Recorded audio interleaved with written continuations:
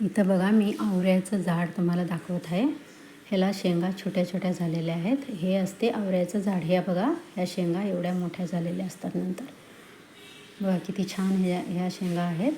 आणि ह्याच्या आतले दाणे आपल्याला काढायचं आहे. बघा हे दाणे मी आता सोलून घेतलेले आहेत.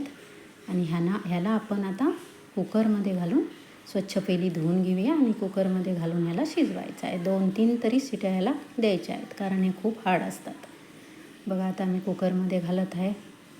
आणि त्याच्यातच आपल्याला पाहिजे तेवढं तिखट आपल्याला पाहिजे त्याप्रमाणे आपण 1 किंवा 2 हिरवी मिरची घालू शकतो त्याच्यामध्ये. हिरवी मिरची घातलं तर त्याला टेस्ट खूप चांगली येईल. बघा आता हे शिजवून मी घेतलेलं आहे आणि हे पाणी सगळं आपण गाळून घेऊया.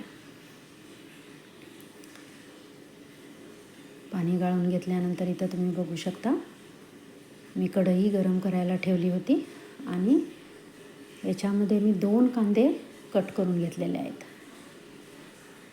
बारीक कट करून घेतलेला कांदा इथं 2 चमचे तेल घालून आपल्याला परतून घ्यायचा आहे. बघा छान आता कांदा परतून झालेला आहे सोनेरी रंगावर. आणि हे लगेच मी ह्याच्यामध्ये शिजलेले दाणे घातलेले आहेत. आणि त्याच्यातलेच थोडे मूठभर दाणे आणि 2 ज्या मिरच्या आम्ही हे केल्या होत्या ना, शिजवल्या होत्या, त्याचं आम्ही पेस्ट करून घेतलं आहे. आणि तीच पेस्ट ह्याच्यामध्ये मी ओतत आहे.